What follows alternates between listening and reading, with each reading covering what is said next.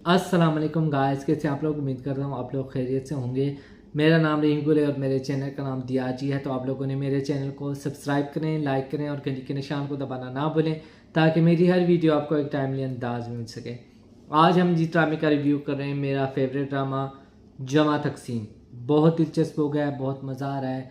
तो अब जावेद शेख जो उस ड्रामे का बाप का किरदार अदा करें, तो उसने डिसाइड कर लिया है कि भाई अगर मेरा एक बेटा अलग हो गया है, अगर मैं उनके बगैर रह सकता हूँ तो मैं इन दोनों के बगैर भी रह सकता हूँ। तो अब मजीद ने भी कह दिया है कि भाई मेरे भाई ने तो मुझे कह दिया है कि तुम यानी कि तुम तो चाहते हो कि घर इकट्ठा हो, मेरा फ़ायदा हो। तुम तो इतने पढ़े लिखे भी नहीं हो, तुमने इतने पैसे भी नहीं कमाए। मैं तो बाहर जाकर मैंने इतने पैसे कमाए, घर बनवाया, कारोबार बनवाया।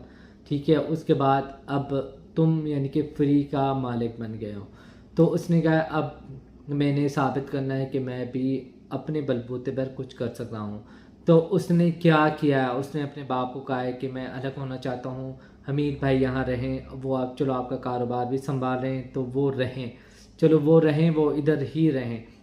तो मैं जा रहा हूँ, रास्ता का मामू है तो वो अपना कारोबार मेरे ज़िम्मे लगाना चाहते हैं, तो मैं वो कारोबार खुद देखना टेक ओवर करना चाहूँगा, वो करूँगा। तो जब वो कहता है तुम भी दफ़ा हो जाओ, भाड़ में जाओ तुम, ये वो वगैरह, चले जाओ, जब वो चला जाता है उसके बाद वो हमीद को भी कहता है कि तुम भी दफ़ा हो जाओ, हमें तुम लोगों की ज़रूरत नहीं है। तो मुझे ये समझ आती कि ऐसी औलाद भी होती है जिनको बिल्कुल भी एहसास नहीं होता कि हमारे बूढ़े माँ बाप हैं।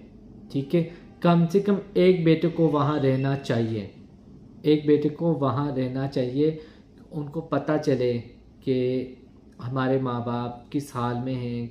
वो बीमार भी हो सकते हैं, वो स्ट्रेस में भी हो सकते हैं, लेकिन वो तीनों ही चले जाते हैं। मुझे ऐसा लग रहा था कि रास्ता कहेगी कि नहीं, हमने अम्मा अब्बा के साथ रहना है इधर।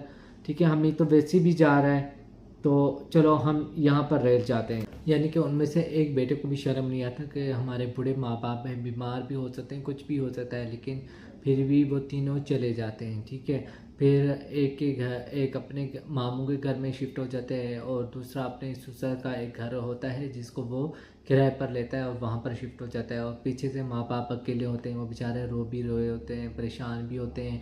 उसकी माँ इतनी बीमार हो जाती है बेचारी कि उसका शोहर अकेला देखभाल कर रहा होता है। फिर उसके बाद उसकी बेटी आती है उनसे मिलने। ठीक है, जब वो मिलने आती है और उसके बाद उनकी बेटी वहाँ पर रहती है, उनकी देखभाल करती है।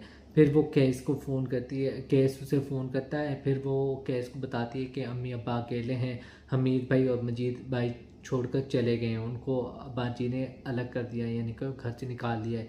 फिर कैस को यानी कि थोड़ा सा दुखी होता है कि ये क्या हो गया है। तो अब मुझे मुझे ऐसा लगा कि शायद हो सकता है कि केस को अब एहसास हो जाए कि वो दोनों तो अब नहीं है, चलो मेरी बीवी भी आराम से रह सकती है।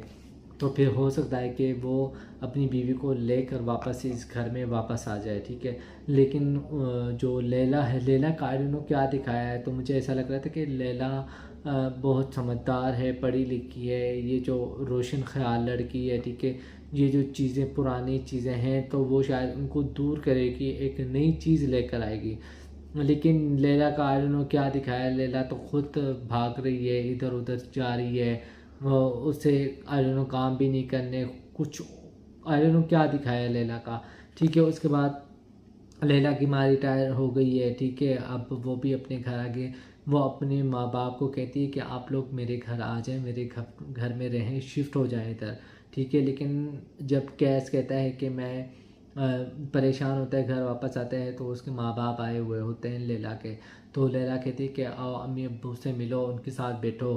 ठीक है, तो वो कहता है मैं थका हुआ हूँ और मैं जाऊँगा, थोड़ी देर रेस्ट करूँगा।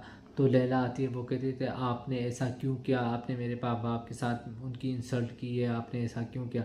फिर कैस बताता है कि भाई मेरे माँ बाप भी अकेले हैं।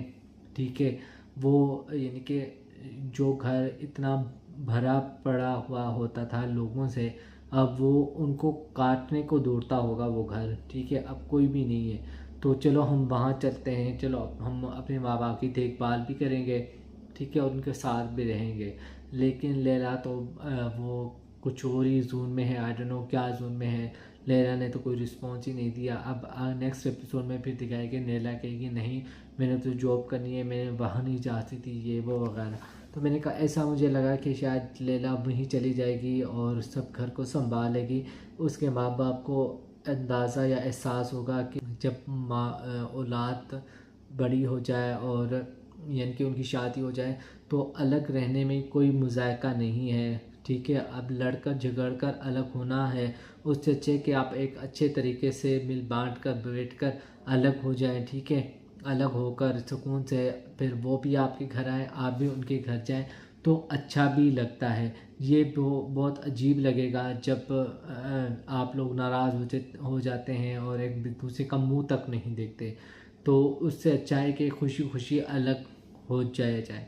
तो फिर अब उसके बाप को एहसास हो गया कि ये कारोबार जो था हमीद ने इसमें सरमाया लगाया तो हमीद का हिस्सा बनता है। तो फिर वो हमीद को उसका हिस्सा उसके नाम करता है। लेकिन उसकी बीवी इतनी बदतमीज़ अब वो खुलकर आ गई है सामने, ठीक है। अब वो जो माँ बाप कहते थे ना कि वो अच्छी है, हमारी बड़ी बहू बहुत अच्छी है, बहुत अच्छी है, सब घर को उसने इकट्ठा करके रखा हुआ है, अब उसकी औकात सामने है। उसने उनकी इतनी बेइज्जती की ये घर कारोबार तो मेरे शौहर का है, आप लोगों ने मेरे शौहर को बाहर निकाल दिया, अब ये हैं अब वो हैं, इतना जलील करते इतना इंसल्ट करते हैं। फिर उनको शायद थोड़ा सा एहसास हो गया है कि ये लोग तो, इन लोगों को अगर मैं बहुत पहले अलग कर देते तो इन लोगों की असलियत बहुत पहले हमारे सामने आ जाती। लेकिन मैं खामोश रहा, मैं चुप रहा, लेकिन ये सामने आई हैं। तो बहुत दिलचस्प हो गया है ड्रामा, बहुत मज़ा आ रहा है।